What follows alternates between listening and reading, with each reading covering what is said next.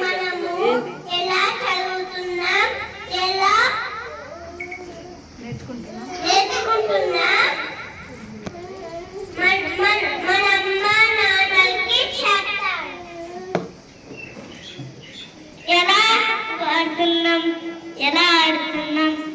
ఎలా నీతి కథలు వింటున్నాం, ఎలా నీతి కథలు పాడుతున్నాం అవి కూడా చెప్తారు. ఇంకా బాగా